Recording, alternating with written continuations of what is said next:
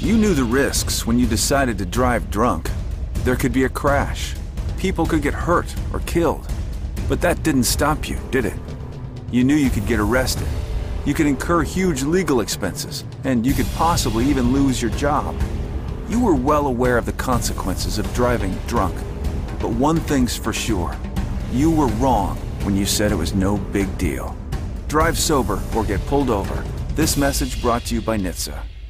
I'm towing so I can switch. Blog Talk Radio. Already. Welcome to the war room. We got Dev, Kill, Jimmy, PJ, B. Austin, the hot block commander. How you want it in a 1 or 2 hour show to keep the brain running with the premise of talk sports on a national level. Bold with the topic, sort of like the rebels when it's game time. They like the Fab Five during prime time. Sports conglomerates speak their minds a little bit. For sports medicine and sports veterans and greats. The 4th and 26th or the war in Kuwait. It's the war room with 5 nights at the round table. 5 Philly guys diversified and educated. Turn me up in my headphones. Turn me up in my headphones, B. On air, mic check, mic check. What up, everybody? What's good? You are once again live in the War Room, brought to you by War Room Sports on the War Room Sports Podcast Network. I'm one of your hosts. I'm Dev McMillan. I'm in the building with my brothers. We got Jimmy the Blueprint and B. Austin will be with us in a matter of minutes. Look, man, this sexual misconduct scandal of 2017 has now hit the NFL, and ownership ranks to boot. We're going to rap about this and a whole lot more, so keep it locked right here. If you want to get in on the conversation, just make sure you join us right now in the JW Philly Realty chat room at blogtalkradio.com/The War Room, or join us on Facebook or Twitter at War Room Sports. You can also call us directly in about 10 minutes when we open up the Digital Extreme Tech hotline. That number, as usual, is 323-410-0012. One more thing, during the week, we're not live on the air. Be sure to check out archive episodes of our show at warroomsports.com, the War Room Sports mobile app, iTunes, TuneIn, Stitcher, and most other places you consume podcast greatness.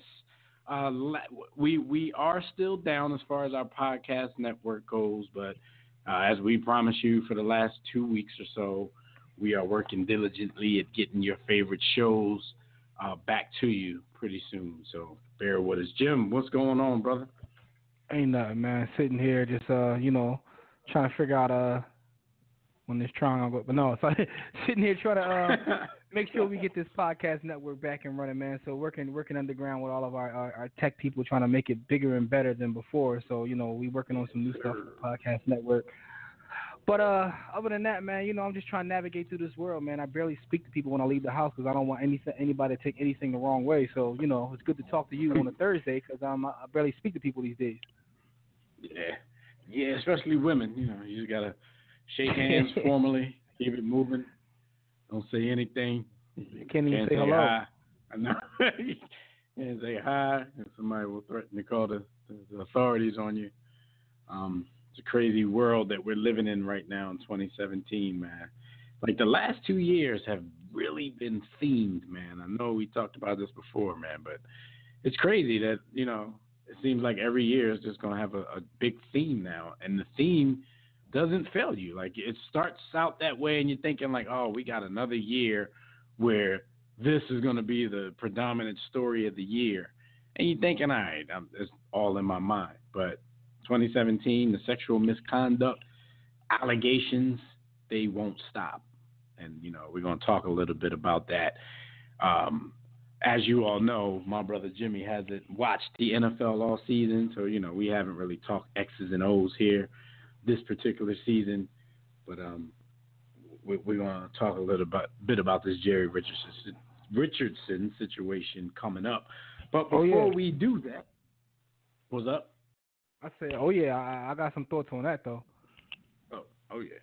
Well, before we do that, though, we're going to get to the phone lines because we are going to once again start the show with this week's NFL investment picks from our homie Gus Griffin, still on the run eating. Shout out to Nori. Gus, you are in the war room. What's going on, good brother? How are you? Got you on the run eating. All right, man. We are sitting with 2 weeks left to play in this season. You need a miraculous comeback, good brother. You are sitting at 27, 37, and 2. It's time. It's go time, as they say. Go time. It's go time. So you got any words for the people before we get into this week's pick? Well, this is the first year I've done this with you. I'll just go and the only line I can give you is that I'm just having an off year. This is abnormal for me. So y'all know me different, so I'm going to run with that story. Just tell him, man. Say, I'm just here so I won't get fined. Like, hey. I'm just here so I won't get fined. All right, so let's get into these picks here. You got the over-under for the Rams and Titans is sitting at 47. Where you going on this one? Take it over. The Rams have been pretty reliable on that all year long. I expect the Titans, I think they can get us 17 points. I'm pretty sure the Rams will get us 30 plus, and so I'm taking the over in that game. Okay. That sounds pretty. I mean, a lot of these picks I usually agree with you on, so I guess if I was doing this, my record would be just as bad. Look, I do this in all different sports. I do this in tennis, baseball, basketball, college. NFL football is the absolute hardest, though, and I think most people will agree with me on that one. It's hard. I mean, because it's not a myth. It's not just a figure of speech. It's not a cliche that the NFL has the most parity of any of the major sports league. So I understand it is a little bit difficult. All right, we're going to go with Washington -3 versus the Broncos. Yeah, I got bit by one of those, broken clockers right twice a day last week when Brock Osweiler had a good game. Again, the broken clock ain't broke this week, so, he's not going to play that well again. I'm going to go Redskins -3. Okay. And then we got the Falcons +6 at the Saints. A very good rivalry. It's a dome rivalry. The last game was relatively low scoring. I think 20-17 was the final. I don't expect that to happen again this time. There really isn't a home field in this. Again, 2 17s, both in domes. The fans can make the travel. I actually expect the Falcons to win this game. So I'm going to take the +6. Okay. Then we got the 49ers, who are hot right now, +4 versus that nasty defense in Jacksonville. Yeah, Jacksonville hasn't played well on the West Coast. True, this is the best defense by far that Garoppolo will see. But I think the 49ers can keep it within a field goal. Okay. All right, Jimmy G, the league's newest superstar. We'll see how long that lasts. Up next, we have, last but not least, the Cowboys -5 at home versus the Seahawks. I think it's just falling all apart for Seattle. They just got a fine today, I saw as well. And Dallas getting a fresh Ezekiel Elliott back. I think they're going to roll. Yeah. They still, the amazing part is he's missed all of these games. He's come back, and they actually still have something to play for. If you're a Cowboys fan and you believe that. So, yeah. Exactly. It's time for him to show. Yeah. A different tack, and there's no question in my mind, he's at least worth another 2 wins. That would have put him at 10-4. They'd be pretty much have a playoff, and I think they would have beaten Atlanta, so they'd have that tiebreaker. So it literally knocked them out of the playoffs, I believe. Yeah. All right, so we will see how this week goes. After this week, you got, one more week to see if you can make the miraculous comeback happen. Either way, it's not. You got 27 wins. So people out there were happy 27 times. So somebody's making some money. Yeah. Hey, but give I deserve better on the ending of that Steeler-Patriot game. Oh, man. Those type of endings always mess up what's going on in Vegas. Yeah. All right, so we will talk to you next week. We'll see how this week goes. As usual, thanks for your call. We appreciate your time. All right, thank you, gentlemen. All the best. No Happy problem. holiday. You too. All right, that's Gus Griffin, everyone, and his NFL investment picks of the week. If you spent a little too much money for the holidays, you can see if you can go, try to get some of that back on these NFL picks. If that's not the route you want to go, holla at Jimmy. After the show, and we got a few more methods for you, but no, this ain't the 90s. We're not gonna put you to work on the corner or nothing. But all right, so what we talked about in the intro, Jerry Richardson, his name has now come up amongst the allegations of sexual misconduct, and I'm guessing here, Jim, because I don't know if you noticed this about this particular story, and maybe it's just me, but there has been no publication that I've read, no news story that I've heard with my ears that actually used the word sexual in this case. But from what's going on in 2017, you assume that's what they're talking about. I mean, misconduct, selling your team, you just came up in there cursing at a couple of people. I don't think that's going to force you to sell your team.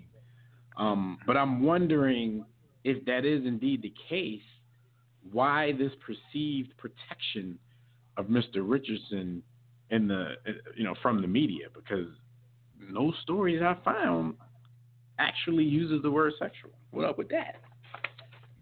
Yeah, it's interesting. Like I've read a little bit about it. It's a lot of racial things within this too. Okay. But I also haven't found a publication that says that. But it's just like an assumption, I guess. But still, I mean, it's the old thing about how stories are treated, right? But there's so much to tackle with this, because although some of the stuff that I read that he did, I think is disgusting and don't agree with it, I don't know how I feel about someone losing their business. Right. Because I'm all about the free market, where if people are disgusted at what he did, let the market speak for itself. So, because you're gonna get to the point where you're gonna have people like do things on purpose just to get a quick come up and get quick payday, just to cash out. No, yeah, because this is the same thing we discussed when Donald Sterling was basically forced by the NBA. Because the NFL is saying they had not forced his hand because they are still in the middle of their investigation. So they haven't actually forced his hand to sell the team, which leads me to believe that there's some things that are going to come out that are so bad that homie wants to cash out for himself and his family now before everything hits the fan, and it might be, too late somehow. Now, but you're exactly right. Like, this is a free market economy. If people had a problem with what Donald Sterling did, then give us the opportunity to show that. Give us the opportunity to mess with his money on our own. But these teams, NFL and NBA right now, are at record high as far as valuations are concerned because of these television deals. So like you said, we're just allowing people to cash out at this point.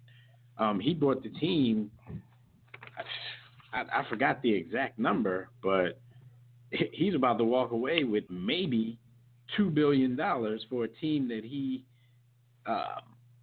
didn't pay nearly that much for. So it's interesting to see. It's like, do you really care about what he did, or do you try to protect the value? Because by letting him tap out like this is essentially like you're letting him get away with whatever it is just to protect his value, because you're not giving the fans or people an opportunity to say they like or dislike what has happened here. Right. I guess the flip side of that is you can cause a lot of controversy with people saying, I support him or I don't support him, and things become more divisive than the world already is. And right now, the NFL, the one thing the NFL doesn't want at this point is controversy. Right. So The NFL going, because right now, like I said, they're investigating, but NFL investigations to even their ownership now, it's probably a little bit scary because they know the NFL's back is against the wall, so they're going to have to at least look like they don't show favoritism to anybody whatsoever. All right, so this story has layers, and before we get into the prospective new owners, power to the people, might be the Carolina Black Panthers. Cam Newton, the franchise quarterback of the Carolina Panthers, left a meeting with the owner, when he told him about his plans to sell the team, and his quote when asked was, "I left dejected." So Cam is feeling some type of way right now because he doesn't want Jerry Richardson to have to sell the team. This is interesting. I mean, this is Jerry Richardson, the same person that told Cam Newton when he came into the league not to get tattoos and stuff like that.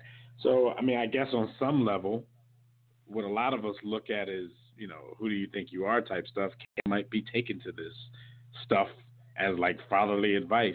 And it seems like he really has some kind of relationship with Jerry Richardson that only Cam Newton would understand. What are your thoughts on Cam being mad like this? He don't want no new master. He's like, master good to me. I don't want no new master good to me. It's funny because we leaving now. It's like, man, Cam, Cam, it's like Cam always says or does something, man. Like, I be trying to root for Cam just because, let's face it, I try to root for black people, word to Issa Rae. Right. But he makes it very difficult, his 8 inches of skin, as he says. Right. Because he's always doing too much. Like, you used to go hard for Cam. You and B. Austin used to argue over Cam Newton, and I always knew, like, you just, had a little extra affinity for him because he was a brother, and everybody else was coming that one season when he won MVP, and I still think that he played better. Yeah, he was playing at a high level, but like, it's sort of like B, man. Once he don't like you, he ain't gonna never admit. Yeah. The only person he's ever changed was Kobe, and that's because Kobe scored 81. If Kobe didn't score 81, if Kobe didn't score 81, B. Austin to beat Willie G. Right, he'd still be. You know what I'm saying? So hating him. It's come on, Cam. Like, Cam is the opposite of LeBron. LeBron does everything correct off the court. Like, LeBron, like, you can criticize what he does on the court, but everything off the court he does right. Cam is like the opposite, man. Now I shouldn't say that because Cam does do a lot for the community. Yeah, LeBron let it slip sometimes. Cam does a lot for all his young we're regular fans. people, and he's, Oh, that was our frustration. Y'all can go back to y'all miserable lives. Now, it still be slipping out, though, even when LeBron's trying to do something nice. He was actually going to visit a family because, he's like one of the executive producers on that game show on TV called The Wall. It looked like Plinko from Price is Right. So LeBron melded Plinko a little bit. So I guess, I don't know if these were the first winners, but either way, there was a video of LeBron actually taking these people to their house, a bag of cash, $1.3 million, the winnings from this game. So afterwards, they were interviewing him, and LeBron was like, yeah, I just like to see regular people, like to give regular people a chance to, just little stuff that slips like that, like, y'all are regular, go back to your regular lives and stuff like that. But he means no malice, but he's been in such a place since he was so young that we're all peasants to him. But shout out to him. He does do a lot of good things. And Cam does a lot of community service. He does a lot of work for his young white fans. So I don't want to like say he doesn't do anything because Cam does, like, we see you out there, Cam. You know what I mean? We should be but petty this was and get crazy. them to get like video of every touchdown he scores and see the percentage of who he's giving the ball. I need to start working on that because we all have too much time on our hands. But this wasn't even shocking. It really wasn't shocking. You know what I mean? Like, this boy, he has to go show support for his owner. You know what I mean? He's sick boss. Well, it's not really shocking, and Richardson took a liking to him. Remember, Richard told the boy, don't get no tattoos, and don't be out here like he's trying to make him an icon. Right. But not in his own way. Like you always hear cats like Allen Iverson, like who is an icon. Like I did it my way. Yeah, AI's way wasn't always the greatest way, but he did. But you have to respect someone for being himself. Make him conform to rules that he didn't want to conform to. Because some rules are unnecessary. Bernie Mac gave everybody life advice back in House Party, and he said, people don't like him when you're being yourself. Dog 'em! I'm against the wall. With handcuffs and crazy glue to lips. But anyway, and that's a fact. When you're yourself, whether you're a nerd, whether you're whatever, like people will respect you eventually. I'm not gonna say it's gonna be easy, but eventually. You know what I'm saying? Like shout out to Kyrie Irving, his choice of music, but be you. His choice of music, his choice of science theory, like Kyrie all over the place. But at the end of the day, he's being himself. Like being himself. As crazy and as dumb as he sounds, he's like, look, this is who I am. I'm a weirdo. Shout out to all the weirdos out there. Keep being yourself. No doubt. Come on, people think we weirdos, like we weirdos. So it is what it is, though. All right, so this Carolina Panthers saga has even another layer to peel back on that onion. An unlikely suitor has emerged with interest in buying the team, and that guy is Sean Diddy, but we're old, so we're going to call him Puff. Puff Combs. He seems quite serious about making a push to buy the Carolina Panthers. He started his push on social media, and after he was clowned by a few news stations and all the jokes that everybody that was a part of the culture was going to get out there, Puff was still standing when all that smoke cleared, dead serious, trying to put together an investment group. There's Colin Kaepernick is rumored to be a part of it as well, but in Puff's original video on social media, he was saying, if I buy the team, then Colin Kaepernick will be in the running to be starting quarterback. We want to make it a competition. And I'm sitting here like, all right, I know everybody don't like Cam, but Cam is a former league MVP who's been in the Super Bowl. You're just going to buy the team and just go put him in a competition against Colin Kaepernick? That's just Puff trying to get the black people on his side for this push that he's trying to make right now. Colin, like, I'm done playing, dog. I'm trying to get in that owner's box. What you talking about? Yeah. He's like, come on, dog. He's like, I don't even want to play no more, man. Because I hear Colin Kaepernick is actually, he's actively making calls trying to help Puff put together an ownership group. Now, this is when we get down to this, because it's all well and good. It's great in theory. And Charlotte would actually be, man, is Charlotte the one they call the Queen City? Charlotte would be like the King City if they had two professional teams with black ownership. Like, could you imagine how many new fans they would get in the city of Charlotte just because of those facts?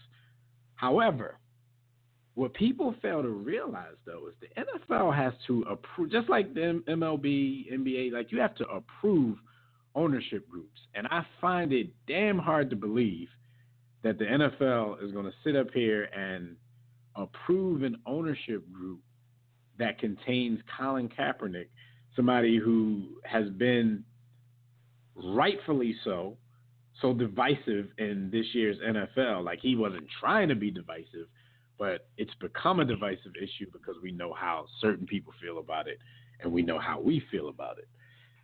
It just makes it, Jim, it's just hard for me to believe that they would even take a group seriously with him, because if he gets into an ownership group and they get approved, then he's extra one.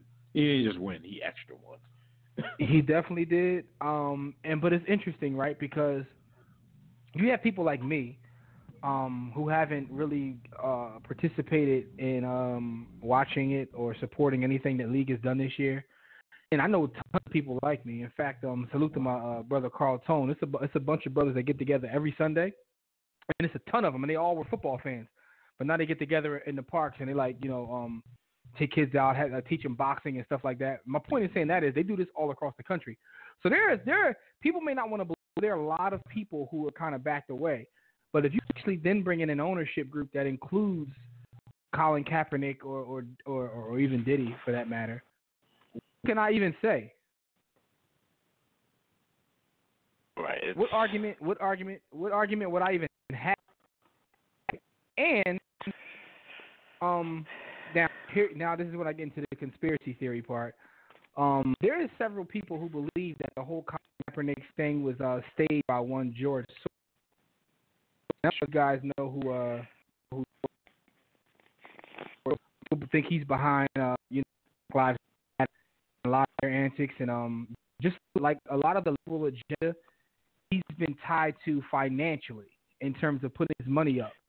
And for those who don't know, George Soros is worth about $8 billion. The wealthy individual. And some people say that, he's in bed with Colin Kaepernick, for lack of a better term. So my point in saying that is it's not like they can't get money. And just to use a quick analogy, it's not like they can't get that's for using their celebrity and who they are within the culture, because they may pull off one of these Truth nightclub deals. Yo, I want to cop this team, but I'm gonna let you be the face of it for these reasons, so you can get this minority money and all kinds of other stuff. Because here's the thing: how many people out there are mad, regardless of who you root for? They can be an Eagles fan, a Giants fan, a Raiders fan. The day something like this would happen, how many people this is going to be their squad? There's so many levels and reasons why the NFL owners group ever let this happen. Like, it's so many reasons why. Yeah, they never will, but I'm just trying to play devil's advocate. But I'm also pretty sure, B, that they're going to have to dig. They're going to have to sit meeting after meeting for hour after hour to find a legitimate, quote-unquote, excuse, when it does happen. Because Jimmy and I talked about it earlier, the Colin Kaepernick thing is what it is, but the NFL's back is against the wall, and they don't want any more bad publicity.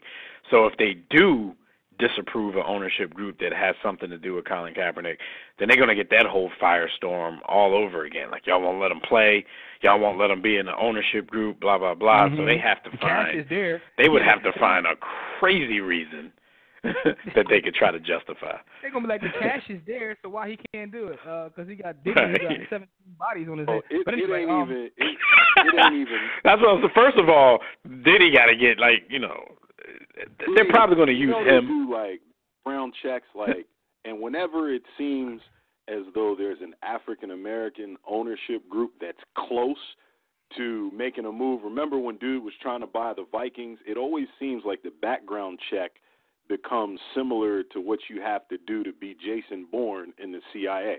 Like no one else. They started Coinbase background checks. But listen. You know another game. Shout out to the base. Salute to our homie Sean Combs, because I would love to see Diddy as an owner, because you know how lit the halftime shows would be. It's gonna get you at your in Charlotte. Part of me will feel bad because Chris gave his life for everything Diddy got. But anyway, listen. I know, right? The other thing, but when you walk into the facility, Jim, there's gonna be a giant picture, big, just on the wall for no reason. It's funny. As much as I love my squad, I might be a Panthers fan. But here's the crazy part, though. What's gonna happen is this, and this happens a lot in business. I've seen in business where you have a prominent African American who wants to buy established companies, say in my local market. I've seen this, and so they may have the and the big one of them there, so go find their. Jim, you're getting told. Oh, now I'm about to make this fire point. Y'all pretty much can co-sign this. They'll go find a cornball brother, who happens to have melanin, and they'll use him to say, "See, we still gave it to a black person, just not the one everybody wants."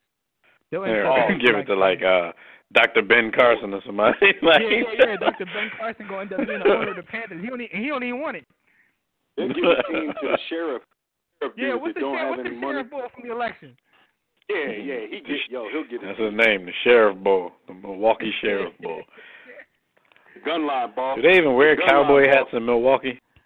Like, I've never been to Milwaukee, but all of a sudden you're going to see Jason Whitlock as the owner of the Panthers. Exactly. And somebody who has has see their best interests in mind. It's a very interesting proposition though. Like for me, like I said, I'm rooting for Puff every step of the way. I just can't see this happening. Even what you said, Jim, like what they're going to bring up about his background that might cause red flags, they're still going to have to go past that because they know what the reaction from the black community is going to be.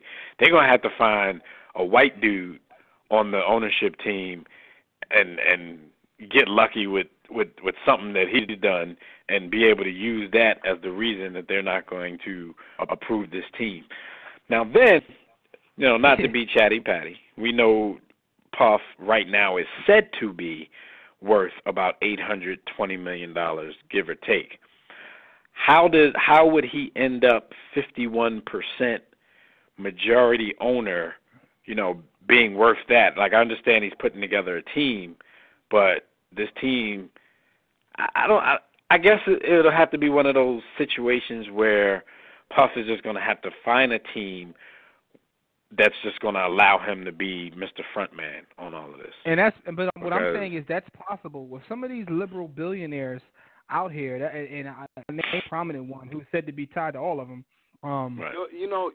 It's funny, right? Because Truth Nightclub. I know we all know the reasons, or well, I won't know the reasons, but we can speculate based on our relationship with hip hop as to some of the reasons they would come up with why Diddy can't own a team. I know for a fact if you have $820 million in net worth and the assets to back it, you really shouldn't have a great deal of challenge getting to the table with financiers, put the money up for you to buy a team. I mean, I don't know what the price tag will be. I guess that is relative to price tag. But what are they asking, $2 billion? About $2 billion? Yeah, between 2 and 2.5 is the rumors. But here's the thing, though, B. Austin. I agree with you. I don't think the money is going to be a problem because you'll have someone who wants to add that as part of their portfolio. They need a controlling interest, but can recognize the value in having him as the face. Because you're going to have a little bit of value in that. And, I'm not trying to be smart, but it'll be like, I got this over here. He running this, so I ain't got nothing to do with it. Hands off, essentially. They on their eye quadrant. They don't care to be the face of ownership. I feel shout out confident to that little bar I dropped. Puff should be able to put up 15% of the cash ask. Puff should be able to put up. If you got $820 million in assets, even if you got to liquidate, he can probably come up with $300 cash himself, and finding the remainder. I just feel like they're going to put hurdles in the way. It's the same old thing with anything that we do in this country. Like the bar is going to be higher for him than anyone else because there are other folks that could come up with that money. Plus he knew money. You know what I mean? Plus here is where us working together or having some sort of a collective. I don't even want to say movement. Some sort of collective brain in the way we. Because NFL, like Dev said, their back's against the wall. So let's just say, for argument's sake, that Puff was able to put together a team and say that one of our other young black, say Tristan Walker was able to put up a team. Like, they're not going to be able to say no to both. But the fact of the matter is, like, instead of that, we're all going to jump on one team just to try to, get our way that way. But, I'm not even going into the fact that the Black Panthers and the tie to the Carolina never mind. But I get where you're coming from. There are people out here that Puff can go to in our own community. Now, I don't know if they stand for what we would want them to stand for. But it's a license to print money. It damn sure is. Damn sure is. I would give Puff a check. Like, just send me my part. Like, I'll be like, you want some of this churn? Like, come on, Puff. I'm at Puff. Like, you taking fragments of a fragment of a fraction like Bitcoin. Like, what I got something on it. While we're making a joke about that, right? Like, I ain't got enough for a whole share, Puff, but That'll be crazy if we can't ownership, allow man. that. This would be the ownership team. Well, isn't Green Bay owned like that? So is the Sixers. The Sixers are owned like Yeah. that. Green Bay literally is like the fans, though. Yeah. Like, I actually know allow him someone to with do that. equity in Green Bay, but it comes with like a whole bunch of nonsense. But anyway, go ahead. Right, and of course they're not like controlling owners. So that's the question I have though, because B, if you say Puff could probably put up what you said, like how does he get into the position to be the controlling owner, or will he control it as a group? But then you might come to a place where even though he's the face man of the group, he might not be making 100%. 100% of his decisions might not exactly be what he wants them to be. So that's where it gets difficult. I think he don't seem like the type in this whole situation. In this whole situation, I think somehow, some way, Chadwick Boseman is going to end up being a majority owner because for some reason he gets like everything black man wants. Or Jim, he's just gonna play Puff in the movie when they talk about it. Because he plays everybody that's black. I don't know. We got a biopic called Chad. Because I'm thinking about this in terms of conventional financing of sports teams that we've seen in the past, while still trying to acknowledge that I know that the hurdle and the bar is going to be higher. If you can put up 300, Puff should be able to borrow another 7 against his 3, and that's half of the money right there. Like, I promise you. Listen, George. Yeah, but we don't think that money is going to be the issue. And Dev, I don't want to speak for you, but for me. Nah, rich people can get rich people. Yeah. Like you said, money won't be. That's a great point. Money will not be the issue. If they don't want this dude to have it, they're going to put up a fight, and that could be the breaking point. Because, like you say, they're in a position. The NFL's in a position they can't show too much more racial bias or anything that even smells racism. So it could be a point that Puff can play on. I just don't want him to bring up any of the Shine cases and his affiliation with the Community Revolution in Progress organizations and things like that, because that has a checkered past. Shoot, you're talking about like situations. All they're gonna bring up is lyrics. They ain't gonna be. You're gonna see Puff's lyrics all over. Well, whoever wrote them, but they're gonna be all over the TV whole time. So it's get ready. While you BS on that, didn't he just drop an album called Money Making Mitch?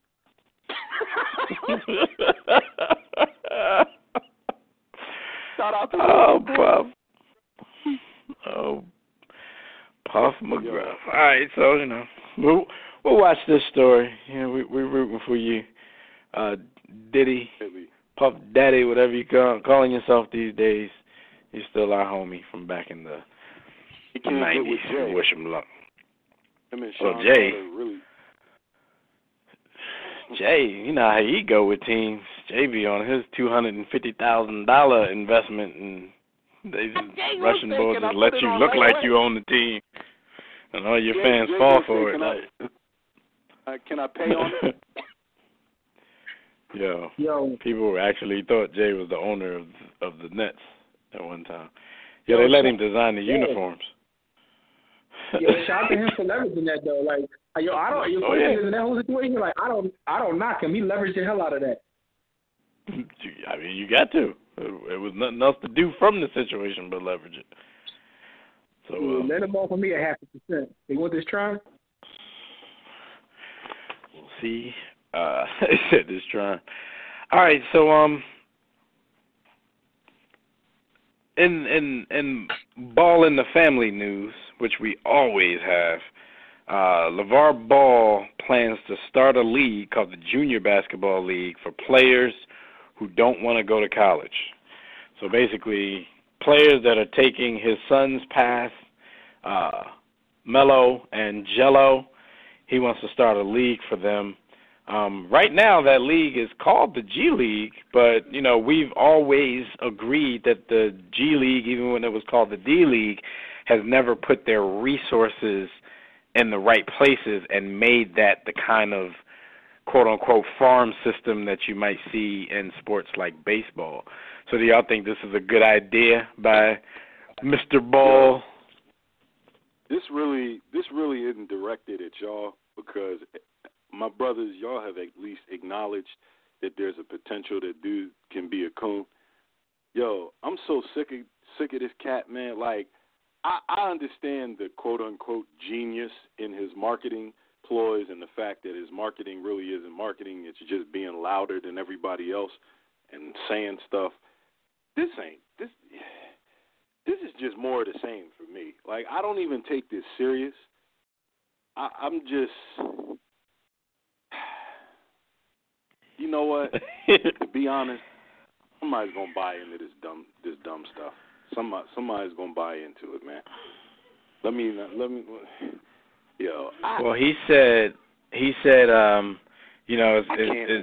getting the players is going to be easy. He said this is giving guys a chance to get a jump start on their career, to be seen by pro scouts, and we're going to pay them because somebody has to pay these kids. So he's talking about paying them $3,000 to $10,000 a week, and it's going to be sponsored by the big baller brand. So my first question is, where the hell are they going to get this money to pay them? That Ponzi scheme, dog. You're going to keep doing pre-orders. And, but no, I'm assuming if it's going to be a league, they're going to, acquire other sponsors. But at the same time, if he's going to really have money to be able to pay players that kind of money, because he's talking about 8 teams, 10 players a team, so that's at least 80 players that he's going to have to pay, plus staffs and all of that kind of stuff, you're going to have some kind of television deal in order to pull this off. Well, what kind of deal did Lonzo get? Let me find Lonzo an investor in it.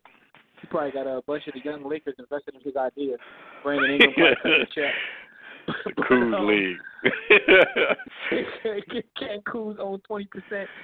But it's interesting though, because this was actually mentioned in that great literary work known as Sports Business. There's a room for this. You know what I mean? Not that I predicted this, but there's a room for this.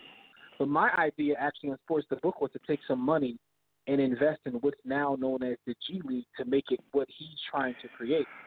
Gatorade took some money and invested in it, but we don't know where. I don't know where their heads are. But, it's funny because since they've done that, besides on the top of their bottles, it's hard to drink Gatorade. I heard out the less bottle. about it. Like I used to actually hear about that was the 87ers. I used to see ads like on, but I don't see any of those no more. So I don't know like Gatorade did. But it's interesting, right? Because Brother B. Austin had brought up a point about how he's tired of him and all that. Did you see when Isaiah Thomas was on NBA TV and he was talking about LeVar Ball? Oh, no. When he's talking about Ball, I thought you meant when he was on there kissing Magic again. But we'll get to that. No, soon. not that. I'm talking about when he was actually asked about LeVar Ball. And I probably did because I watch NBA TV every morning. What he was saying basically was he was like LeVar Ball. He said a lot of the players and stuff like the media basically cares more about LeVar Ball than the players and everybody else does. Like because as he said, essentially we're used to it. He's just the first person to get a microphone in their face. And he was saying that, like, he was giving different stories, like, all throughout his career of people who had loud fathers and mothers or what have you. He said they just couldn't get in front of the TV. Yeah, it's just that the national media didn't give them a platform. He was like, so the players essentially and the community around the league aren't really bothered by him the way the media makes things out to be. And he started giving the story of his own family. He said his mother once got kicked out of the game because she brought in her own fried chicken and drinks. And when I say drinks, they were adult beverages. He said, but that's the community they came from. He said his mom literally brought her own fried chicken into the game, like a professional NBA game. It was like, yo, what are you doing? Like, but I think one game. Oh, go ahead. Finish that. No, he said one game she got in trouble because she bought a pistol. Yo. And they was like, that's where we from. That's what we do. They got pistols on them. I'm like, yo. But his point was, he was like, man, the crazy parent and like the loud, boisterous personality has always been around the locker rooms, always been around the league. Miss Iverson, you talking about? Just has a fascination with him. This was Zeke saying all this. But my point is, the media has a love affair with this guy. They love this guy. Right. I do. I ain't gonna front. Like, I mean, because we would be considered that, even though we crap on the media. Like, you know, we're still not a part of it. But I enjoy it. Like, people ask me that. Like, that's the thing. People don't ask you that, like, when you're saying something positive about them. Like, nobody cares, but as soon as you say something negative about them, well, y'all the ones always talking about them. I have no qualms with saying I enjoy talking about them. Like, LeVar Ball is like one of the highlights of 2017 for what I do. So I have no qualms you can't admitting judge that. nothing based upon how we talk about. Like, I sit here and watch Love and Hip Hop and James what Lames are. So it's like, I watch he's the trash. wackest. Yo, he's the wack. Yo, his headline is trash. Anyway, but yo, my point is, I just wanted to ask y'all this, and we can get back to the topic. This is off topic because we were bringing up the G League. Like, why do Gatorade bottles look like mushroom head? Just asking. I guess. Like, what's the point of that? You gotta pour that out, B. You can't drink that right out the bottle. You gotta get a cup. Yeah, It's part of the movement, man. It's a movement, man. It's an agenda, man. Yeah, it is. Yo, you bugging right now. But yo, my point is, I watch a lot of trash, man. Like, you know what I'm saying? I watch Real Housewives with Dr. Taye and all them, but like, I watch trash. So saying I talk about LeVar Ball means nothing. But the fact of the matter is, what he's trying to do is still interesting. Like, whether he's really trying to do this or not, only time will tell. But he probably could find investors. Him being the face of it is going to get attention to it. It's going to be, media will be there. And these guys are, you know, high school graduates, 18, 19 years old. So I can definitely see some people coming out and actually playing in this league. If there is no other option. And college for a lot of people, you know, if they had the option of not going to college and still being able to get in front of NBA scouts, I believe they would do it. I think the notion of going overseas doesn't appeal to everybody because, you know, everybody's just not ready for that culture shift and that change that you have to go through even though you're only going to be over there for one season. So this is definitely an idea that could work. I just don't know if LeVar Ball could be the one to pull it off. Now, this is one thing I will give him. I think, first of all, I think he's given game to a lot of people because I think a lot of the ideas he has that may not get executed in the fashion that they would most benefit him and what he's doing, I think he's still giving game to the next people who will come behind him, take his idea and you know, and make it right. You know, they're going to Kobe Bryant the game. They're going to come in, do the fadeaway, you know, with a better jump shot, and it's going to be history. But somebody's going to come in with their own sneakers. Somebody's going to make a league like this that's going to, you know, embarrass the G League. So it's you know, not that that's why he's doing it, but when his story is told, it'll probably be told different. It's going to make him seem like he's a trailblazer. Yeah, pioneer type dude. But at the same time, like, how long can you play in a league like this? I mean, I'm asking for Jello. How long? You know, most of these guys want to do it for a year so they can get to the league. But if the league doesn't come calling, how long do you play? Because you're taking up spots for everybody else who might have a chance. He's putting up a whole infrastructure for his son. I'm asking for my man Jello. I'd like to know how long you can do this, but you know, something else we'll watch. You know, I don't.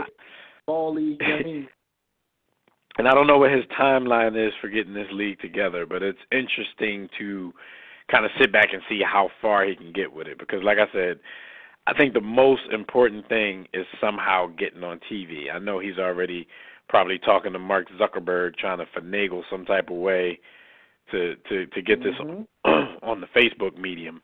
And hey, who knows? Maybe that's enough because everybody got Facebook. Listen, you know what I'm saying? Facebook, Zuckerberg is a titan, man. This boy's dangerous, man. Like, I just saw today he signed a deal with Universal Music Group. I don't even know what that even means, but like, you know what he about to do, but he about to do something. I think he's gonna sign a deal with the big dogs in every industry for something. Like Facebook gonna partner up with everybody so they can rule the world. He's doing essentially what I thought MySpace was gonna do. At one point back in the early OG internet days, right? I used to hang in AOL chat rooms and all kind of nerd-ish like that. When MySpace hit, MySpace was so big that it literally became the internet. Like, you did everything through your MySpace account. Like, literally, and then they sold the Fox, they sold the farm to Fox, and then it was a wrap. Like, but he's doing what you just said, LeVar Ball. Essentially, the word you just used to describe what LeVar Ball is doing is kind of like what Zuckerberg did. Like, he saw the mistakes they made, what they did right, and he's executing, essentially. And, right. I mean, look at the personality he's put to launch Facebook TV. Like, he has LeVar Ball, who gets attention, and Marshawn Lynch, which I don't like. A lot of people talk about the Ball show. I don't know if you watch Marshawn's show, but, Marshawn is hilarious, B. And it's hilarious when he's not trying to be funny. He's dead serious. Yeah, because I only watched a few episodes of Marshawn's show, but the ones I did watch were crazy. Yeah, and I try not to use the N-word, right? But Marshawn uses the N-word better than anybody who uses the N-word. And he calls everybody, like, his N-word. Like, I was watching something, and it was like a chick. It really just does come off the tongue. Like, it doesn't have anything to do with, like, he doesn't think about it.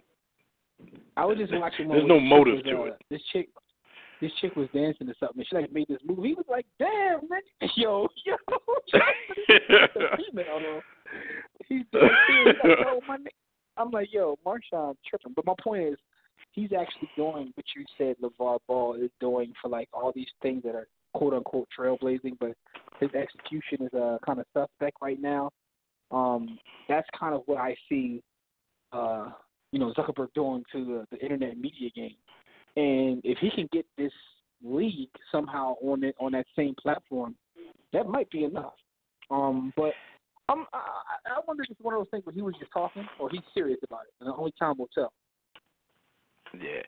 Well, Jim, what you looking like on that switchboard? Because I'm down again. So if there's any calls or anything in the chat room, you're gonna have to do that because I don't want Tobias blaming me for not letting him on again. It's Tobias. Let's see who got on. We got a call on the line right now. Yo, what's going on? Hey, what's going on, fellas? It's Tobias. Roll down Tide. See, Tobias, I looked out for you and I couldn't even see you. Hey. Like I'm all messed up in the game again, man, with trash internet. Hey, I was about to say, this is why we can't. This is why I don't call black radio shows white shows. Here you go. Okay, Cam Newton. Cam Newton. Hey, man, fellas, couple of things here. Let's start.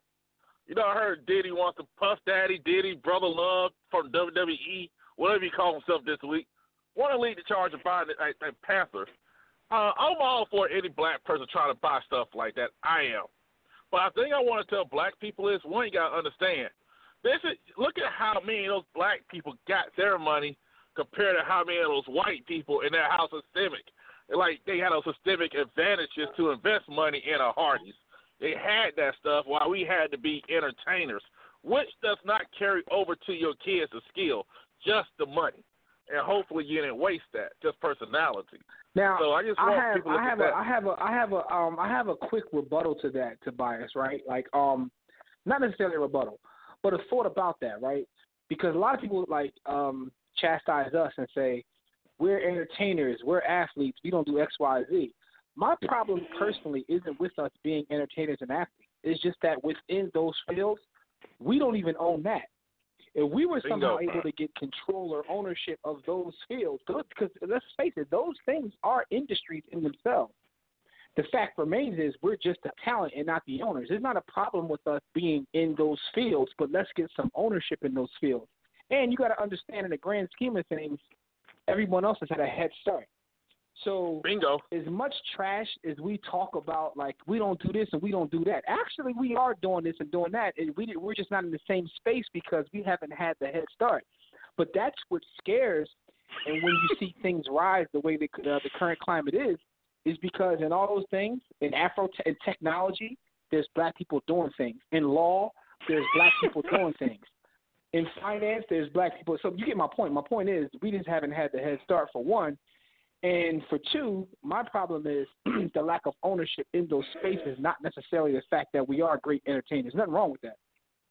Yeah, and if I think Jim, I wasn't laughing at y'all. I was watching the replay again of the referee using an index card to measure the football in the Cowboys Raiders game. And he folded the card. Remember, he folded what are we doing? What are we doing here, man? And then laughed after he did it. Like, what are we doing here? But go ahead. I'm sorry. Yeah, I'll tell you about that. It's getting crazy out here in these NFL streets. You know what, I'm all for them giving it a shot. I'm all for them giving it a shot because people realize you only got to buy 48, 49%. But at the same time, long as those other groups, the minority owners, don't want the right, that's cool. But at the same time, I don't know that those owners are going to pass, going to let them in. And that's the only thing I'm worried about. Well, that's where that was Jimmy's whole point in saying, you know, there's a chance that the tide in the country is such that the NFL has caught a black eye from its position. It's more of a passive position, but it's an obvious position that it doesn't necessarily stand in favor of African American rights or any of those things. But 74% of the league is black. And so they understand what they look like in fighting Colin Kaepernick. So there's a chance that Diddy makes a play and that play wins because they don't want another black eye in not allowing this man to buy this franchise. You know, speaking of black eyes, because guess what's going to happen, Tobias? Let's just say they let it happen. You're going to have a bunch of us as African Americans that will be like, who are going to rally behind it and become Panthers fans. And, you know, somebody in the hip-hop community is going to, like, basically change their logo and make it a Black Panther whether they want to or not. Then you're going to have a bunch of conservative people who, like, they're going to use this as a way to say, see, we told you it's not what you thought. You guys even have an owner now. You know what I mean? Like, it'll be a win. Like they did with Barack Obama. Not him per se. Yeah, not him per se, but if they were somehow able to get some sort of ownership group that had a black face, no pun intended, it would kind of be a win for the NFL. They're going to try to. I'm about to say, Jim, don't give them no ideas. It's going to be a bunch of dudes in blackface going up there. Yeah, like, you know what, though? And I'll say these quick things real quick. Y'all talk black eye.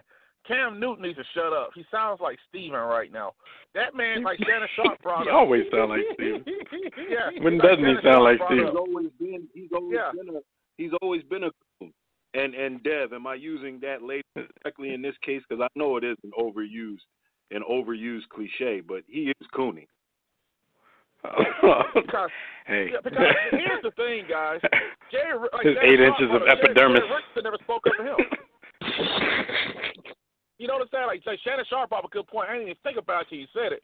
When Cam Newton got to that issue with that white woman, Jerry Richardson never spoke up. Anything Cam Newton got to do, Jerry Richardson never spoke up for him. He never saved his 8 inches of skin. Never. Yeah. Nah.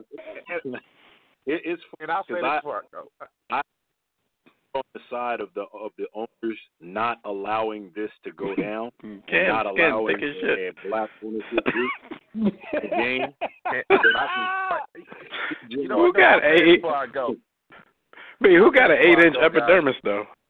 Damn. Yo, y'all gotta chill, yo. Hey, before I roll, guys, I'll say this: LeVar Ball, I think it's a good idea what he's doing, but I don't know if he'll be the one to pull it off because when everything don't go his way, he want to send folks to Lithuania or Antarctica. so it's a good idea in premise.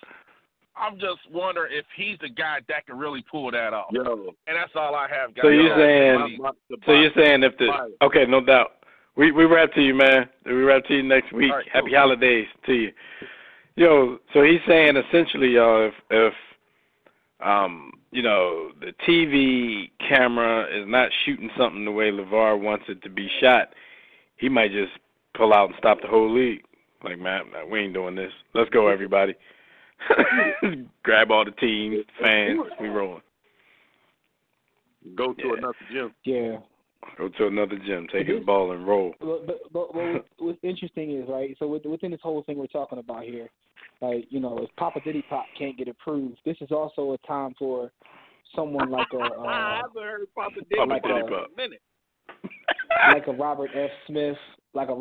Smith, or a Bob Johnson who's been allowed to sit at the table already, or even the Magic Johnson, like someone who you know what I mean, like they can still go up there. Johnson. Just not a Robert E. Lee. Just no more Bob Robert Johnson, E. Lee. Right? Bob Johnson had so much bread at one point that him and his wife got divorced, and like if you look up the wealthiest African Americans, like they both in the top several hundred million. She wrote half the rap. That's my African American over there. That's my African American. Would you say, B. Austin? She came up with $700 million off that. Yo, she got like $700 million. It's for like, yo, give it a box up. Let me shut up. Let me not say that. It's gonna come back to bite me in a couple years.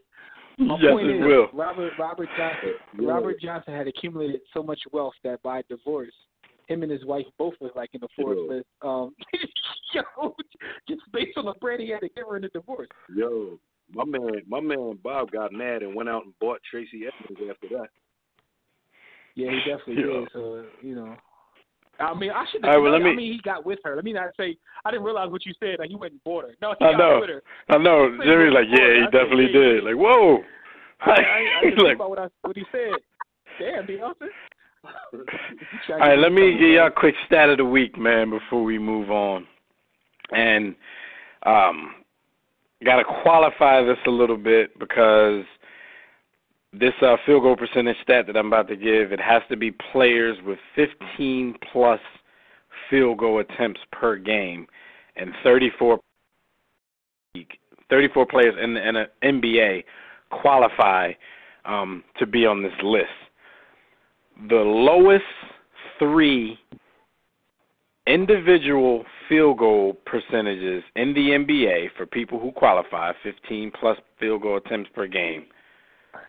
The third to lowest is Carmelo Anthony, shooting 41%. The second lowest is Paul George, shooting 40.8%. And the lowest in the league is Russell Westbrook, shooting 38.4%. So the big three of the Thunder, individually, not even collectively, are shooing the worst in the entire league. They're the three lowest field goal percentages for anybody taking 15-plus shots per game. And you think so? That's why the team is struggling. They can't shoot.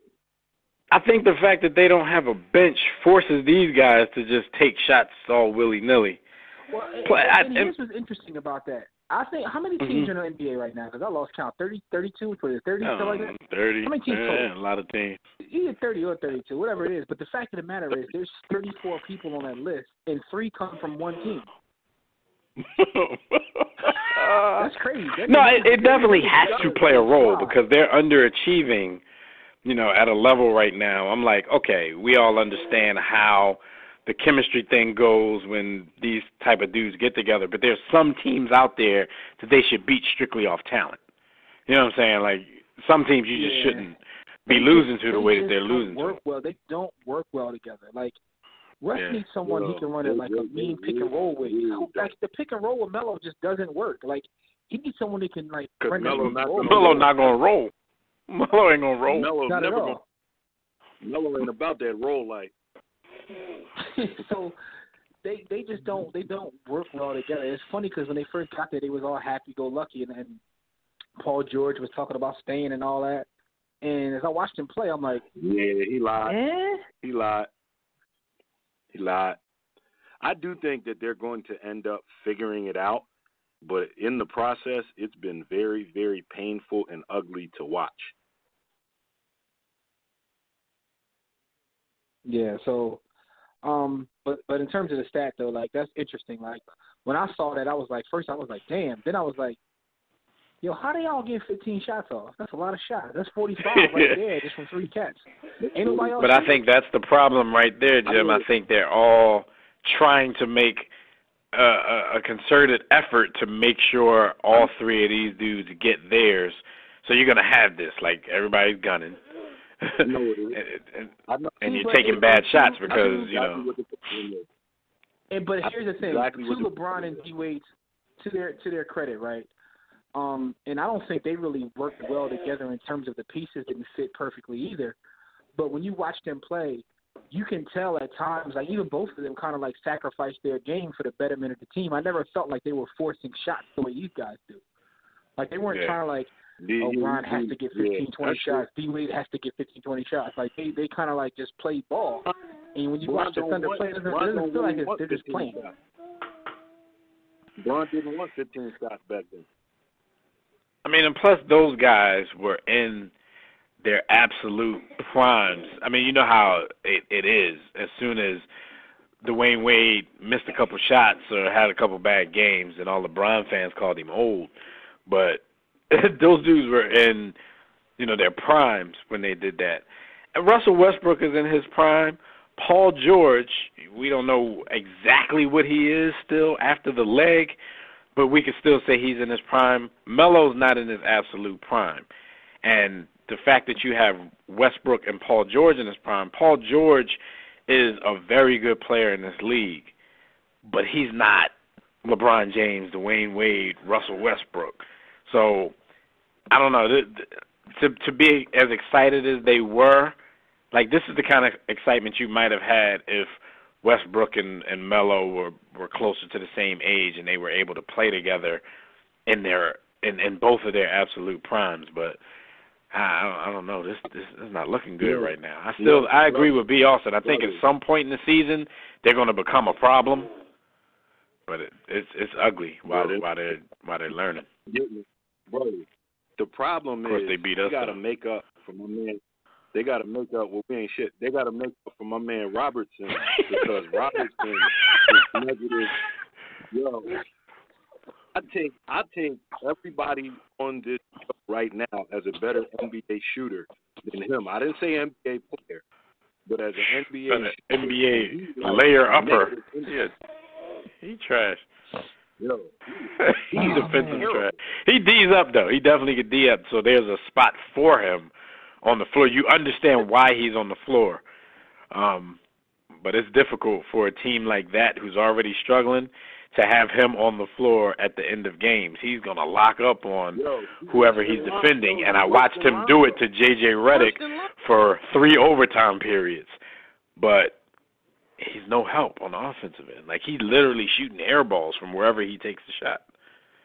Layups, three-pointers, mid-range, they all air balls. Trash.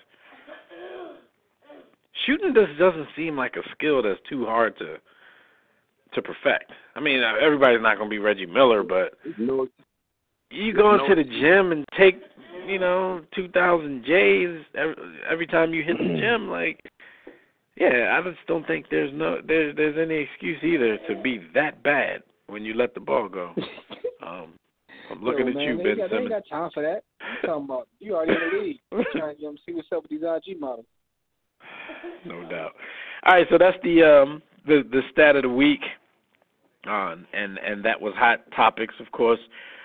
They were brought to you by Sports to Book. I don't think we ever read that from the door, but y'all know what it's hitting for. Go to WarRoomSports.com or SportsToBook.com to get your copy of that. But while you're on our website, just make sure you take your time, look around. Click on some buttons, some links.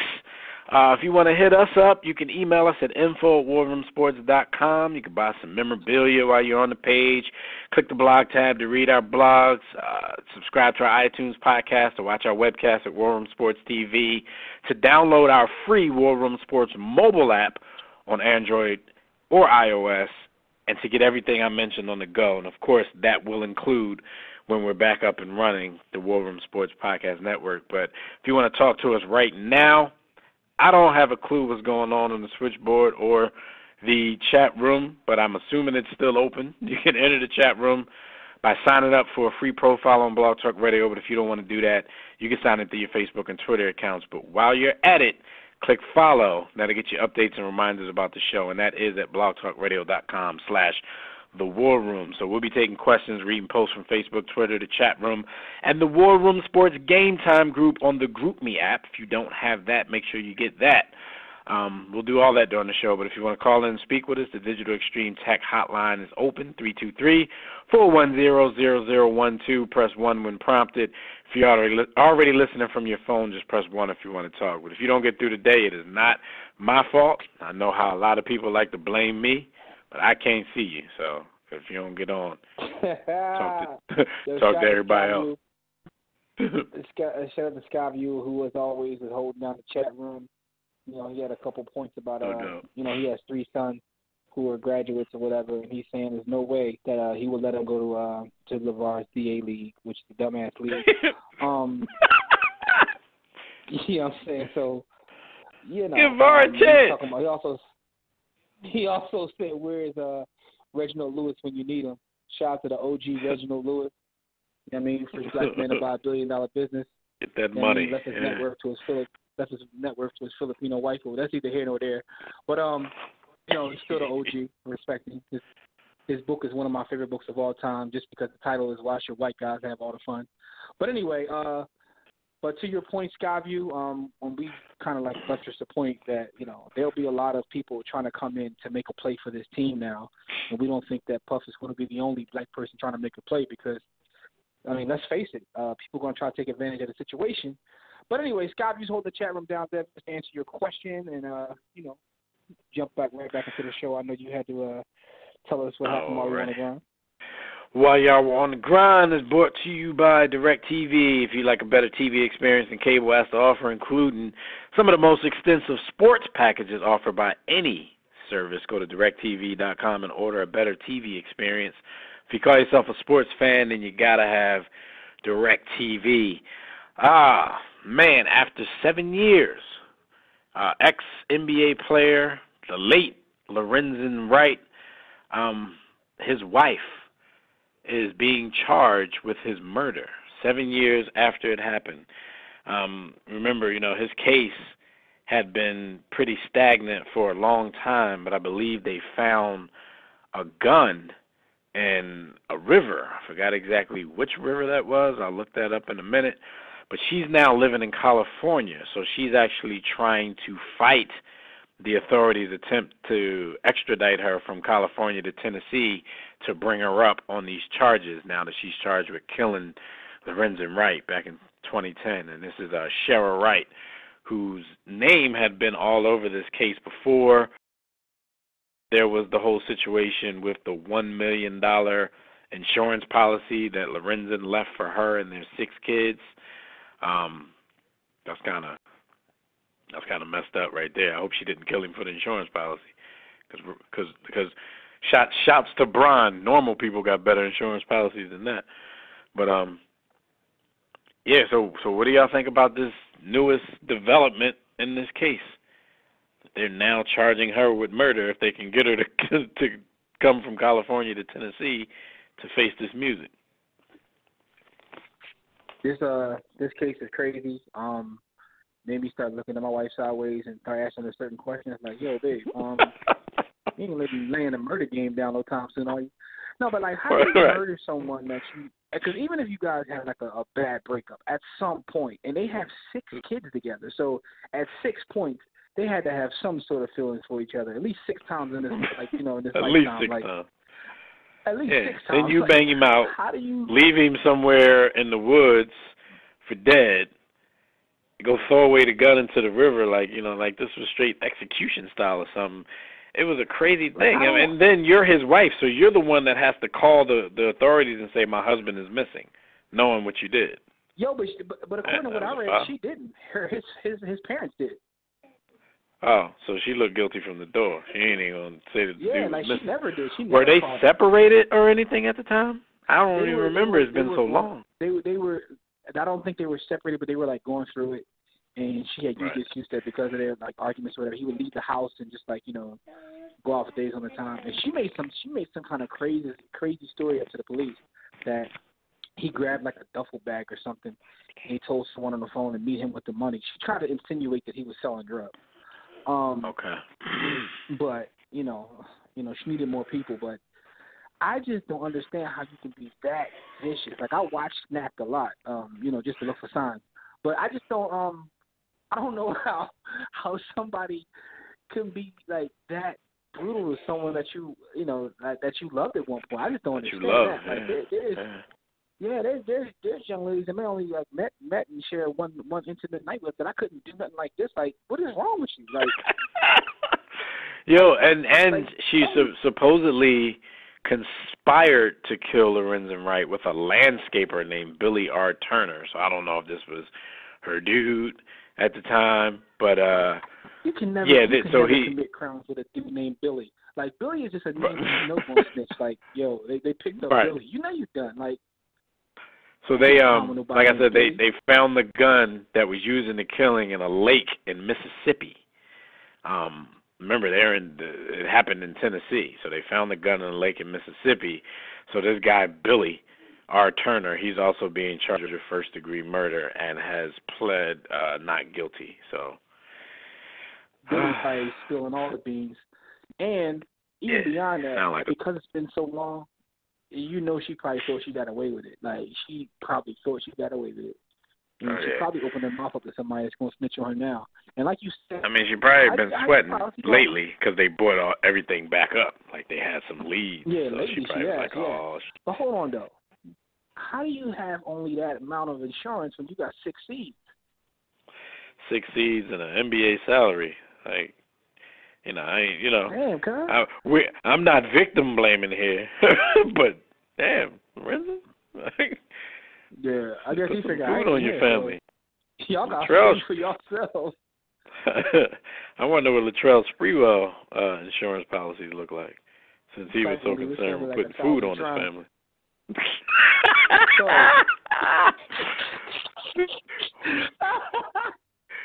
And then die, can't even explain it to his wife. Just hold on to these. She like, what are these? Just take this login, hold on to these.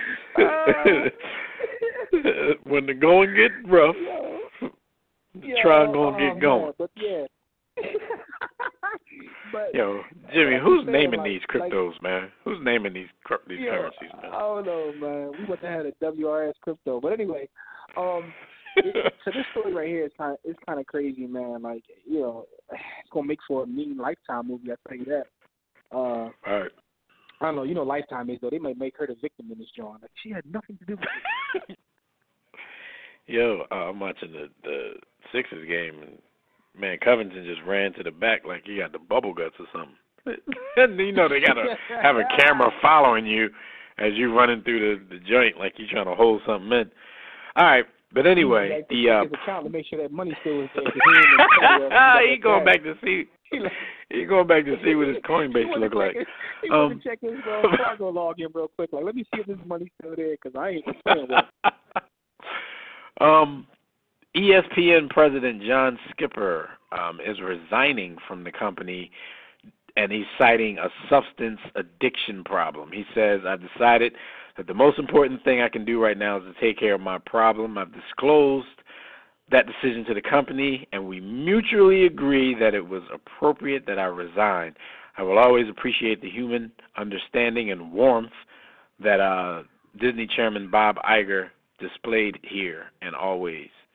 What are y'all thoughts on this? This was like big news to come down the pike.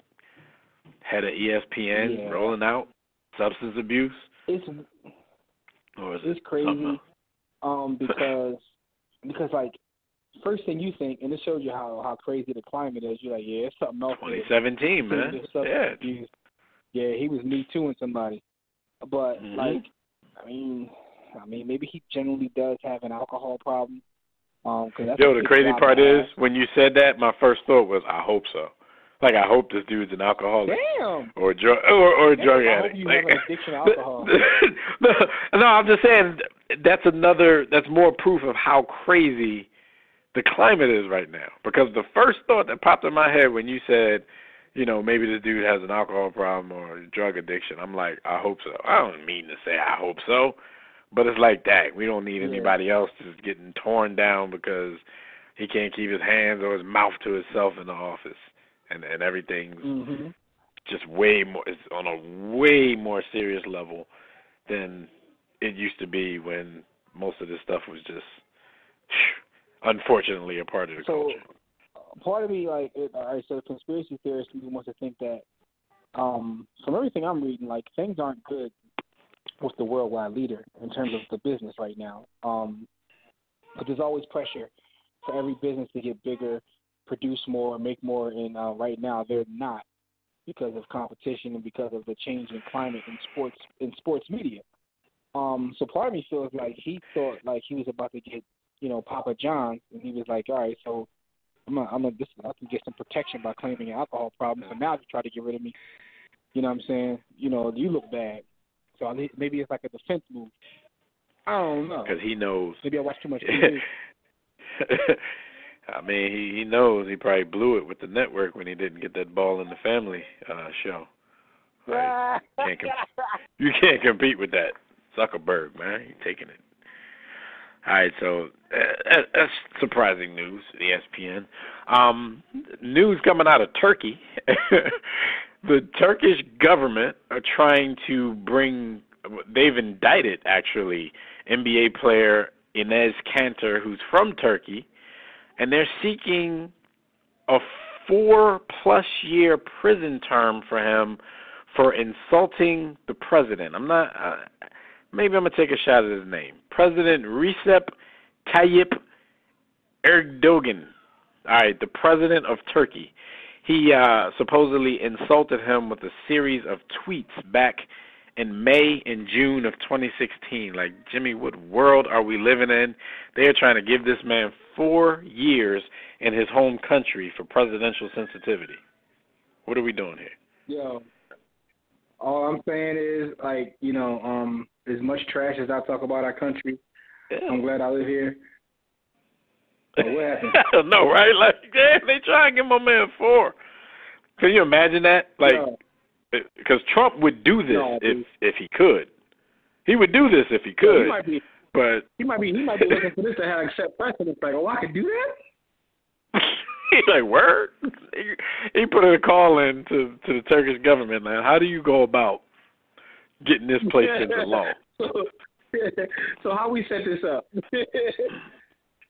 Yo, but Enes Kanter, however you pronounce his name, he seems real cool about it. I guess that just means, like, look, I'm in the States. I ain't never flying back to Turkey. So I'm good. But he's saying, these are some of his quotes. He said, you guys were seeing today that I was just out there having fun, playing basketball and practicing with my teammates. You guys are going to say, how do you get used to, like, prison, this and that, whatever. I think it's just nothing to me, man, because I'm in America. I'm good. My focus right now is just going out there, playing basketball, having fun with my teammates, and just winning, and just thinking about the playoffs. I don't really think about all this stuff, whatever. They can do whatever they want to do. So he talking trash from all these miles away, like, I'm in the States. What you going to do? Now, as soon as Trump get him deported and send him back, as revenge to Jello Ball and them for some reason, it's gonna be crazy because he talking like, yeah, they can do what they want, 4 years, whatever. But yeah, he seemed cool. Like wild. They talking about putting him away for 4 years. He talking about the playoffs. So.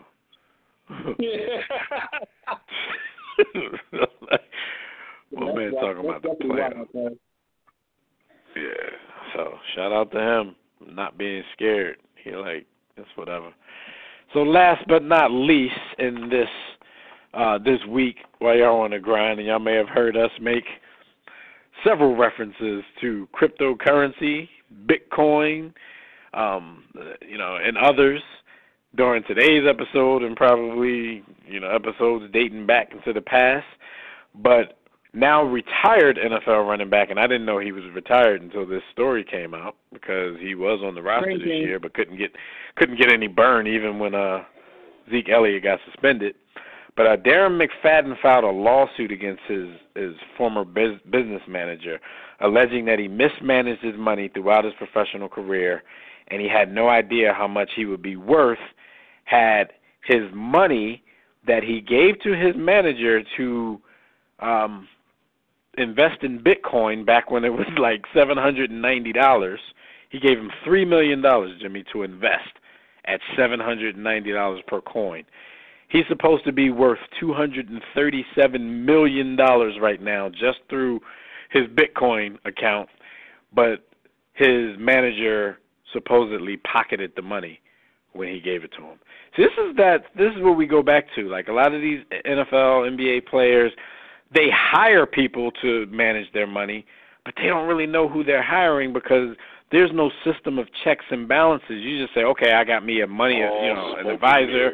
I got me a manager, but who's checking the manager? Like who's managing the manager? Well, so and here's the thing: the league is supposed to the league approves or disapproves certain things, whether it's agents and managers and things like that. So people have some of these guys have approval from the league. What I find interesting is in the overall grand scheme, and I was thinking about this ever since I heard Clinton Portis literally come out and say yo, I'm trying to kill my ex financial advisor. Like he's threatened Bull life. He said he wanted to put Bull underground, but I was thinking about this, and it's interesting because this dynamic of the face of this whole quote unquote broke thing is the young black athlete. Although there are some other races of athletes that have went broke, but the face of it for the most part are the young black athletes. What's interesting is when you look at this, most of the time they don't support their own. So when they get into the league and they hire these agents and financial advisors, they're hiring not a black person, they're hiring someone else who ends up stealing their money. But how come you never hear about these guys are never made the face of this problem? They're never they never really get held accountable. No one ever puts them out there like that. Yeah, no one ever puts them out there like that.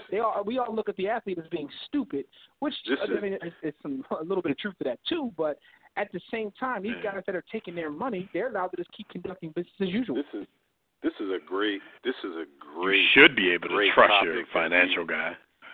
We gotta go deeper into at some point, and we'll do a follow-up Blowing Money Fast episode, I'm sure.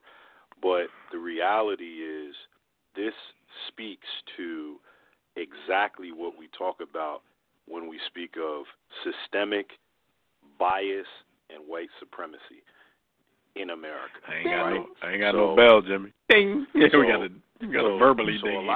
So a lot of folks are gonna say, how could you say that? These guys make millions. They're athletes. They're celebrities. They're making Well, the reason I say that, I start with the fact that there is absolutely no accountability for those that swindle these guys out of their money, right? What athlete are you expecting to have the knowledge and wherewithal coming out of college as to who they should hire?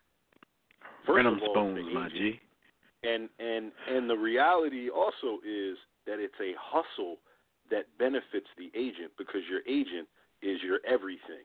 And your agent brings forward the money managers that are going to be referred to you, and he's going to say, this is the guy you should hire. Meanwhile, that guy is cutting your agent a check behind your back because he's getting hired. So it's a system. Like the swindle is a system. Jimmy and B, now that you think about it, Bull probably did invest that Bitcoin money in his own name. In his own account. He probably nice right now. And there. as funny as that is, and Dev, he probably is willing to take the heat in the public eye, because all they're gonna do is smack me on the wrist for losing some dumb jiggers $3 million. It's not like I'm gonna go. Yo, somebody hit me with a breaking news soundbite. Yo, but that's what I'm trying to get now. But that's what I'm saying to y'all. So the face of this is never the people who are the perpetrators. It's the people who are essentially victims. So as a society, that's the American. That's the American way. We be victim blaming. That goes back to like these young black guys. That goes back to the $40 million slave. That goes back to the $40 million slave. Breaking news. This wasn't breaking. Okay. This was last night. This was last night, but we never brought it up. Yo, how did North Carolina lose to Wofford? Here's Wofford. Yo, would you like? I wouldn't even go to that school because of the name. Like, I'm that shallow. I'm not going to Wofford. What school you go to, G? Wofford University. All right, my bad. I'm tripping. That's what we used to call when someone tap board.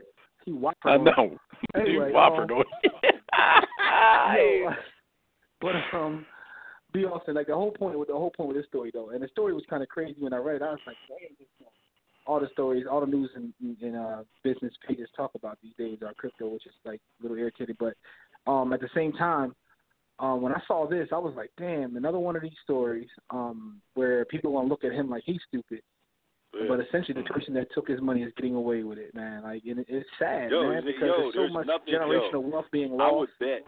I would bet. Now he got to put his whole 27 salary into some Tron and try to recoup. What you think, B. Austin? Nothing. I would bet dollars to donuts that nothing is serious is going to happen to this money manager. Like nothing. I'm maybe because the story comes out and there's so much noise being made around Bitcoin, maybe, but I don't even see an attorney coming forward to go after him in a civil suit because there's a chance, if the guy was smart, that there's no trail to that $3 million, and the money manager is going to just say, listen, I disclosed to my former client that there were risks associated with investment. I told him there were risks, and, sad to say, he just lost his money. Like, that's the way that I could seriously see this playing out. It is crazy, right? Because I've talked to guys who've had professional athletes as clients, as money managers, and some of them say, listen, the guys literally could just take their money, put it into an index fund, and just chill their entire career and just not even have to look at it. Yo, my man Adam Morrison. Everybody feel pressure to do stuff. As an NBA bust, I made enough money where I can make 6 to 8% for the rest of my life and live a great lifestyle. That's Adam Morrison. Shout out to Adam Morrison, porn star boy. But the fact is, and a lot of the money managers I've talked to, they say, Dev, they say is a lot of these guys, that's not enough for them because it gets back to the whole self-esteem thing. So it's like I could just dump it into this account. There are literally accounts, not to go far off on this, but there are accounts out there with some of the bigger things like Wells Fargo, Goldman Sachs, where you just literally drop a couple M's in and you're guaranteed 6 to 7%. Like they have accounts like this. But the problem is, from this is just my limited knowledge from talking to people that have worked with athletes. They say a lot of these guys, it's not enough because they want to have something they can show. Because I'm an NBA player, so I'm supposed to look this way. I'm supposed to live a certain lifestyle, which is why guys want to invest in nightclubs and car dealerships and things that can be seen instead of just dropping it in a non-tangible asset and just sitting around and not having being lazy. Inflatable furniture, and like that. See me floating down the street. They want the same reward from a panache standpoint in society that they get for their particular athlete. Their particular I don't even know if I used it right. Their particular sport. Vocabulary on another level.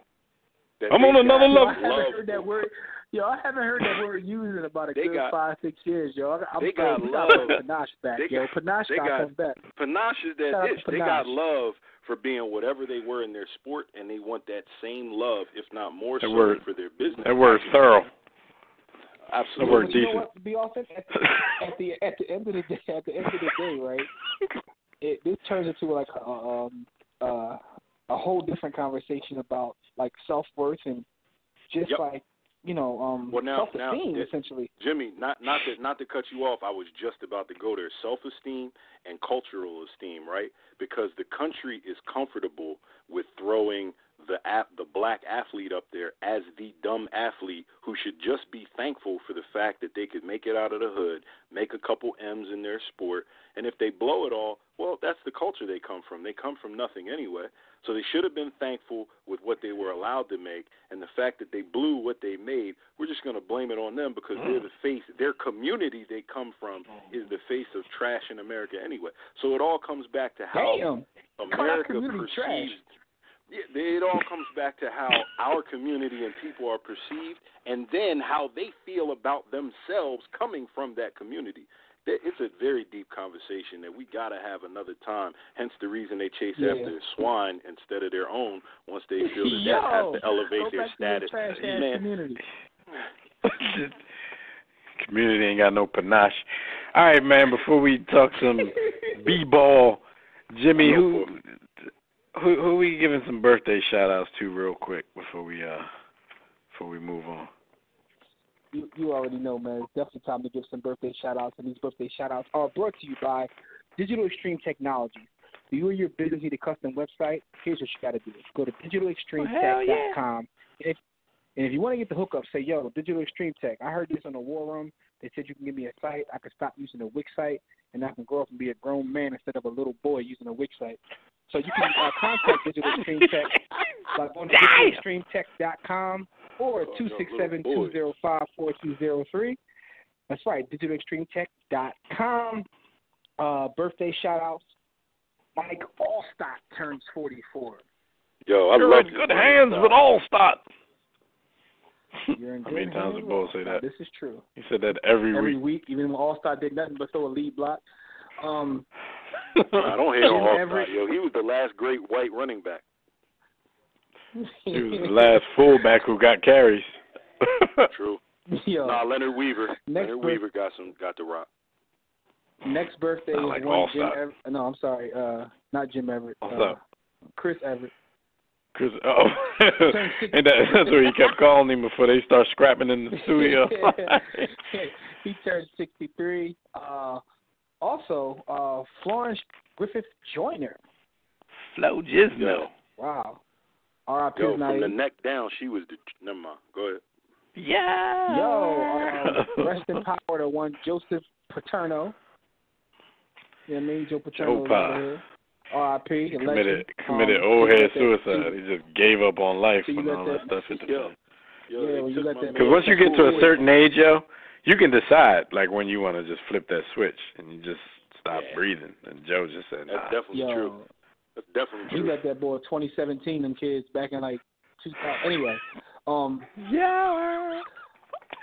Josh Gibson. Rest in power to Josh Gibson. Great baseball legend. Man. Yo, also real quick. They be calling Josh Gibson the white Babe Ruth. Babe Ruth the black Babe Ruth.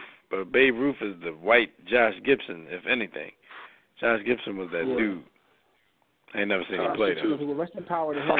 Yo, also real quick though, I just want while we all on here, I just want to send a rest in power shout out to the legend Combat Jack Reggie Osei, who passed away.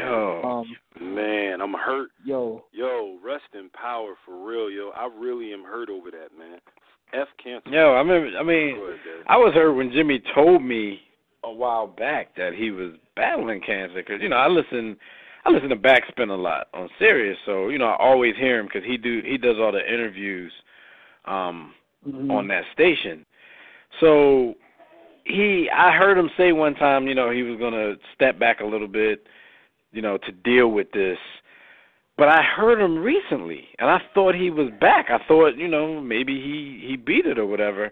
And then a few days later, y'all telling me that my man lost his battle.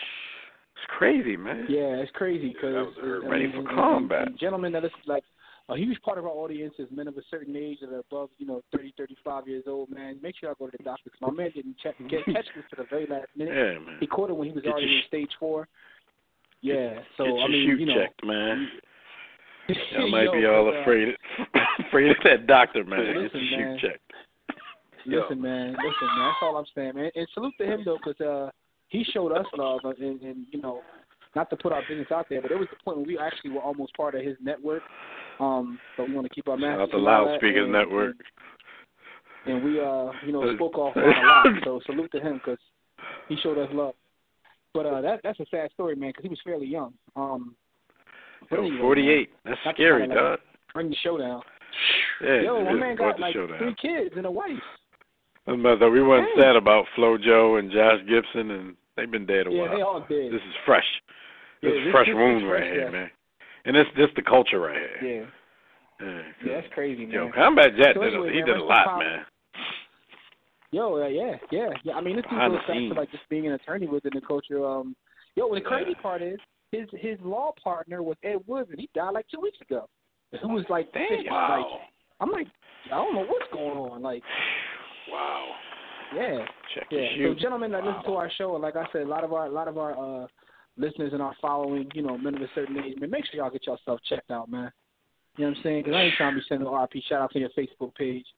I mean, some of y'all irritating. Y'all can just go ahead and kill yourselves. But outside of that, the rest of y'all, make sure those that don't irritate me, make sure y'all get yourselves checked out, man.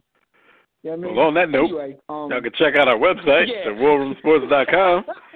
If you want to call us and speak to us about anything NBA related, you got it. You got your run of the NBA right now because we're going to finish the show with that. So just dial the Digital Extreme Tech hotline at 323-410-0012. Press 1 when prompted, but if you're already listening from your phone, just press 1 if you want to talk. We read this all the time. Nobody listens. People call the show whenever they want and just talk about whatever they want. There's the rules. No rules. First 5 minutes of the show, they talking about, so what about that NBA game last night? We're going to get to that. But what about it? We're going to get to that.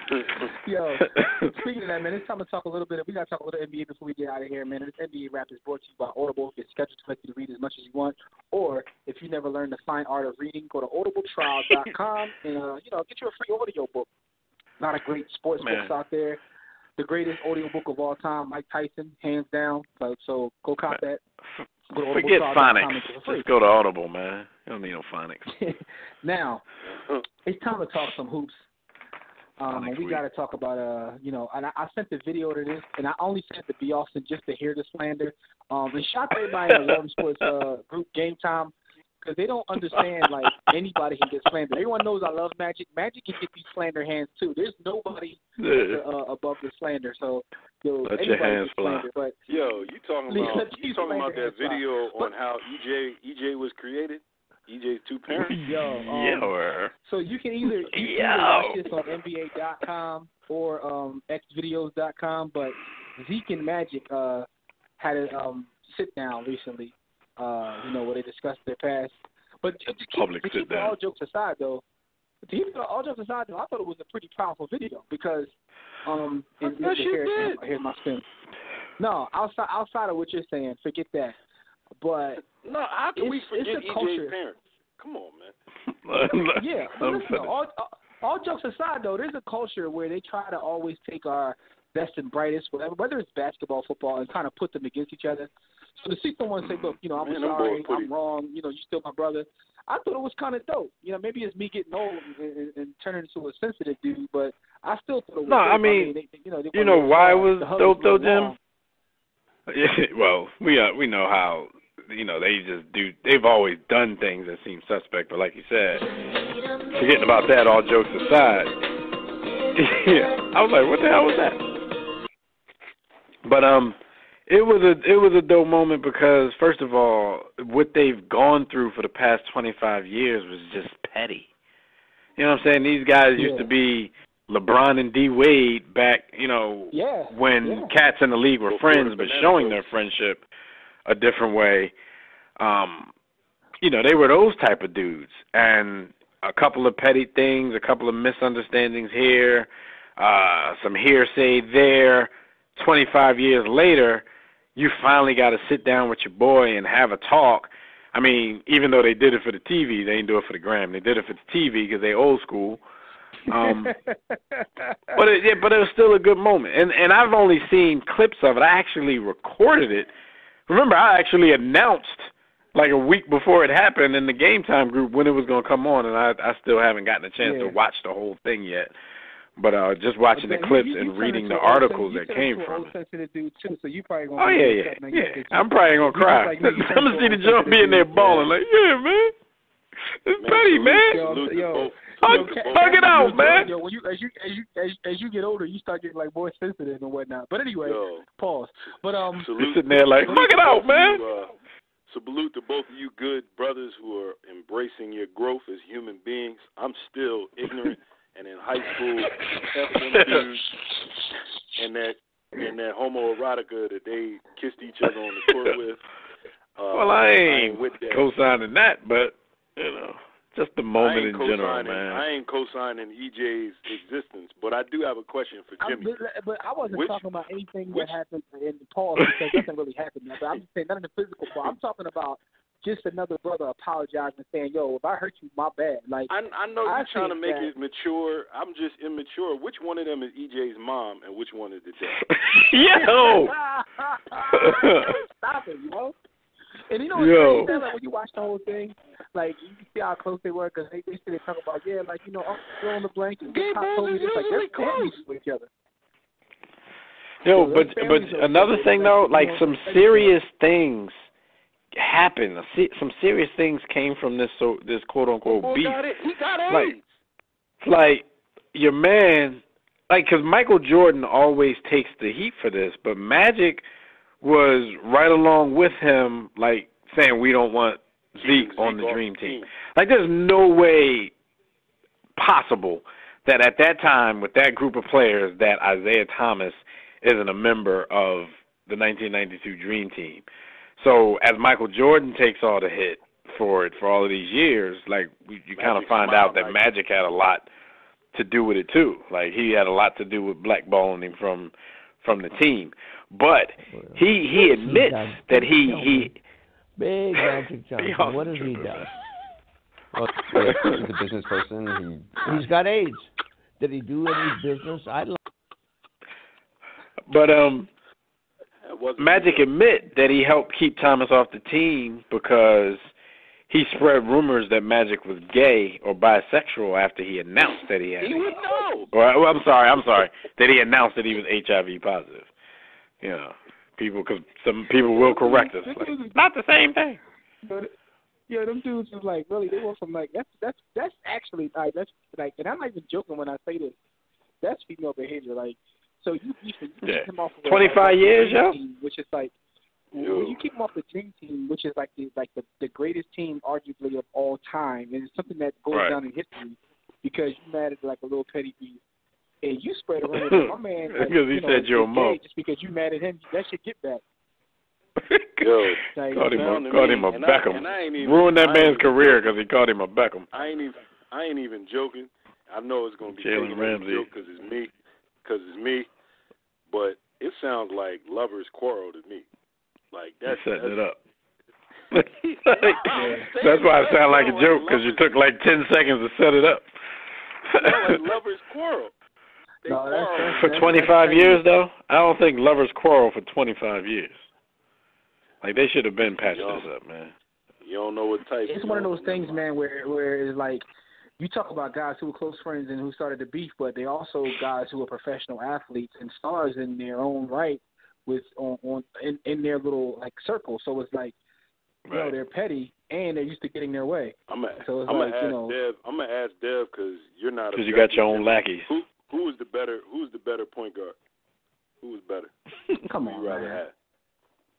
Don't answer that, Jimmy. Come on, man. We already know what you're gonna say. I mean, but to me, like I'm taking the 6'9" ball. All right. Come on, man. You disrespectful, man. Yo, you gotta start respecting the fact that I'm not. Magic is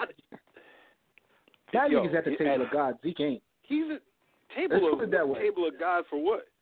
For being 6'9"? Ball player. Maybe he better than LeBron. My man played 12 years and went to the finals 9. Yeah, I mean he had the greatest center with him. I mean, you know what the young boy say there? With Vladdy? I mean, and that's well with Vladdy though. Him and Vladdy Daddy. Him and Vladdy Daddy went to the finals too. They shouldn't even have been there. Vladdy underrated. Portland was a way better team. He said Vladdy underrated. He said Vladdy underrated. I mean, if you want to keep it a beam, until him and the white boy left, your man couldn't win nothing. But with that being said, though, we got some stories we got to talk about real quick before we get out of here. We got to talk about the other Laker great, Kobe. Well, he don't even get to be called B no more because he disrespects his pop. Shout out to Jelly Bean for getting back by selling his stuff. Kobe Jelly Bean petty, man. Petty like Magic and Zeke. That's petty. Yo, he petty too. He comes from that generation, man. Yo, man. And I got a question for you guys too. I don't know if I should ask this because B Austin seems like he's in his young boy bag right now. But speaking of Kobe and Jelly Bean, you done? All right, Kobe and Jelly Bean, right? So Jelly Bean is a C-list NBA player. At the best case, a B-minus list NBA player. And I'm looking around the league at a lot of these guys. No, I was about to say no. He doesn't beat nothing. All right, cool. But a lot of these guys who are C, be like, you know, Steph Curry, like the Del Currys, the Jelly Bean Bryants, like their sons turn into superstars. And then I'm looking at like, you know, Magic Johnson's son and then Jason Kidd's son, and these guys, in my opinion, they're probably the 1 and 2 best point guards. You know, I mean, argument can be made that Jason Kidd is the second best point guard. But here's the thing, though. And B. Austin, I'm not sure if you're familiar with Jason Kidd's son. Yo, I'm familiar with Jason Kidd's son's head. Pause. All right, but somebody so else same one, when some other bull is familiar with his head too. Kid, he's a grown man. He's a grown man now. He actually grew into his head, pause. But he's also part of the EJ lifestyle. Let's put it that way. Oh no. Oh. So my question I was not familiar. My question is there something to that? Yeah, the little big head bull is yeah. Yeah. Yeah. And he's also a junior too. Yo, we gonna get fired from something that we can't get fired from, man. But my question is there something to that? Oh my goodness. Yes. There is, and it's not. You know, listen, and we're gonna be mature. I'm gonna be mature about my answer. It ain't even. You're leaving them home with the lady. Exactly. It ain't even that. Like as much as I hate LeVar, there is a point to what he said with the amount of time that he invested in those boys. When you're a superstar, you're not spending time with your kids, and never mind the Mo-ness and the Odelia Beckhamishness. Yeah. Like just look at Jordan's kids. Like they're not that way, but he didn't spend no time with those boys, man. Maybe the talent pool dried up, but he didn't put no time in with them. Tim Hardaway, he didn't put no time in with his boy, and his boy ended up being pretty good, decent. But how can you be Tim Hardaway's son? He ain't got no crossover though. And not be able to dribble. How can you be Tim Hardaway's son and you can't dribble? Like that's basically crazy. Fatherless figure. So basically, you saying because even Jalen Rose had a pop. His pop was actually number 1 pick in the draft, but he left them. Like he you know. But that just sounded anyway, weird. He left my him. point is, he got ghost. My point is when you look back at like our childhood and look at the guys you watch them play, it's a pattern to like the dudes that were like being C-list players. Their kids can ball. I think like, Kobe is the exception because I'm not in my young boy bag when I say this. I think that Kobe's dad was 23. I mean, I think somehow that happened. I mean, they're too similar. They walk alike, talk alike. They don't wear the same type of clothing. But the attitude, the approach to the game. That's just the boy being obsessed watching tapes. Like when you start to try to he's literally imitating. They someone. chew gum. They chew gum the same way. Because he sat there and watched them Come Fly With Me tapes and probably J.O. to him. Like he obsessed. Yeah. He obsessed, obviously. But the dopest part about Kobe obsessing over like MJ is the fact that if you ask him that, he'll deny it. Like, how are you even denying it? Like, stop it, Five. Like, how are you denying it? He definitely will. He'll tell you something like Magic was my favorite player. He'll tell you something like that. And it's so obvious you're lying. And people like B. Austin, who used to hate Kobe, right? And a lot of their hate for Kobe was because he was imitating Mike, right? But my thing is, I never understood that. And that's true. my point is, I never understood that, right? Because you Mike fans think Mike is the greatest, and then you get mad when someone imitates the greatest. Like, huh? It was because there was an emotional. If someone is the greatest surgeon, and I'm a surgeon, and I try to imitate him, that makes sense. I get that, but surgery doesn't inspire.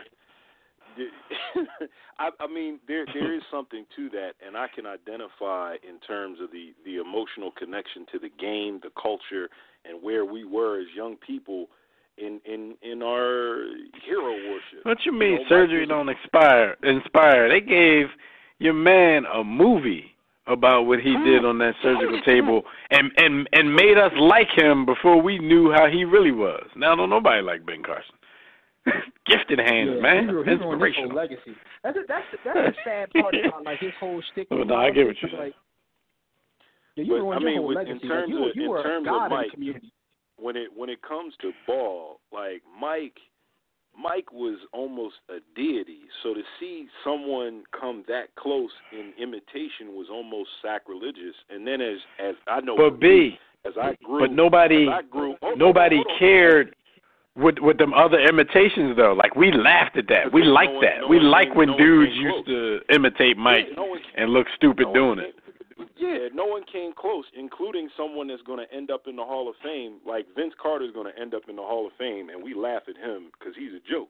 But like, you know, Harold Miner was dark skinned with a bald head. We liked it because Harold Miner ain't had no game. He's just athletic. Kobe came the closest. Kobe made you feel uncomfortable in your deification of Mike because I'm like, this dude can do everything. He still can be because of the nerds that have no life and edit those videos when they making the exact same moves. That's the same person. I know for me, that just goes to show you where Mike is, right? Because when you watch basketball and you can see pieces of Charles Barkley and some players, you can see, if you watch Joel Embiid, and I've seen videos of this where people slow it down, like he's imitating Hakeem. He's literally imitating him. Like they both. And there's videos on YouTube where people have did the same thing. For me, I became aware that the game, this thing of ours, has to be bigger than any one player. Even Mike.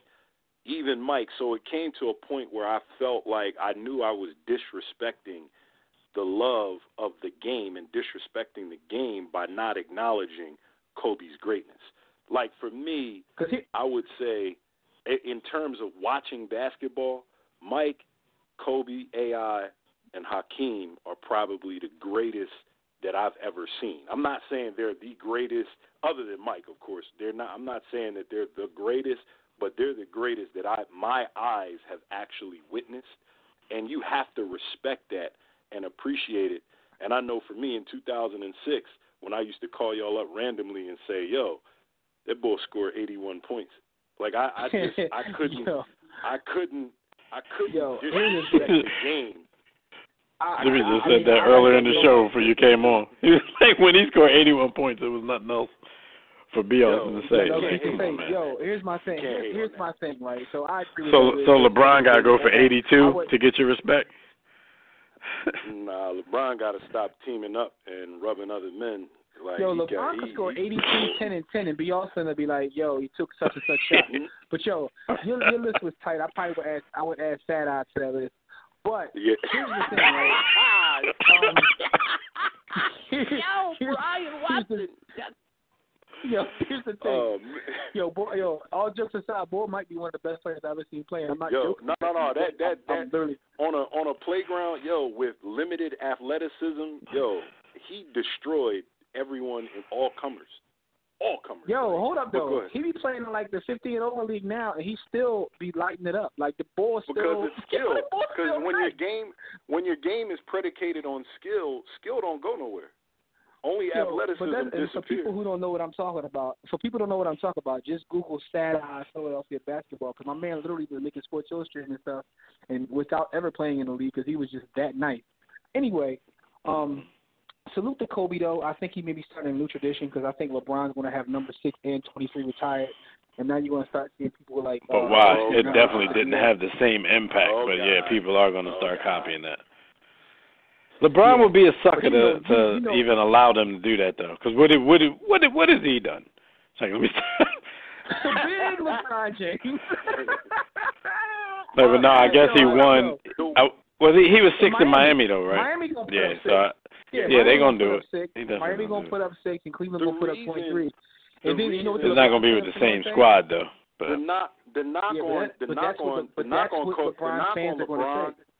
The knock on LeBron is almost the same knock that I have on Shaq, but I think LeBron works a little harder than Shaq did. I do see the immense talent, but Kobe and Mike were consumed with getting every ounce out of their talent, and I just feel like Shaq just showed up, and he was that dominant and that talented and that great. We gotta get out of here. Shaq, but I agree LeBron with you don't because, work. like, Jim, you got to hit that music too. Yeah, even reading Shaq's book, Shaq literally took the game serious for 3 years. In those 3 years, when he took the game serious, he won a championship each year and was the MVP. Like, when he took it serious, he was the best player in the world. Anyway, with that being said, thank you, brothers and sisters, for joining us for another briefing in the war room. Shout out to everybody. That's the Kimbe's Joe. Got through.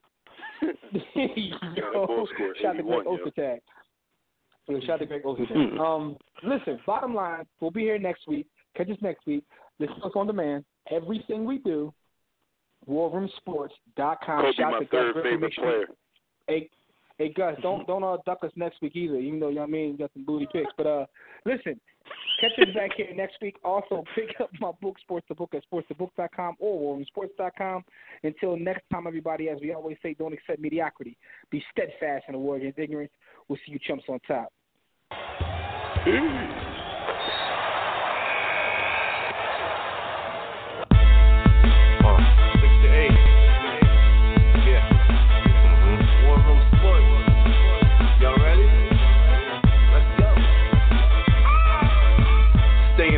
Jimmy, know the blueprint. Every Thursday, 6 to 8, they do this. Shout out to Dev, PJ, B. Austin, Doc Bay on replay. warroomsports.com. Get that mobile app. If not, dial 323-140012. They be going and you sensitive, then oh well. Physical podcast, let's talk sports. Showtime like Magic and the block push. Listen live, push one to join in. Rip your team or listen for your enjoyment. Hip hop scholars, pit stop and knowledge. Should be in sports credits, I ain't talking college. 5 guys, no beef though. Corporate secret, but the streets know. Belafonte, I got a G flow. KC royalty, I'm in beast mode. 2 hours, get your game up. Who's the best in sportscast? You better name us. War Room Sports. Yeah, you know, Jimmy, Dev, TJ, Jack Beck, Lee Austin. I'm Jack.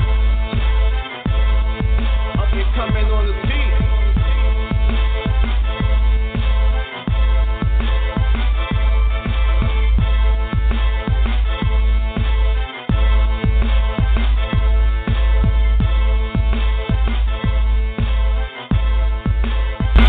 War Room Sports, www.warroomsports.com. What? Ain't no more to it.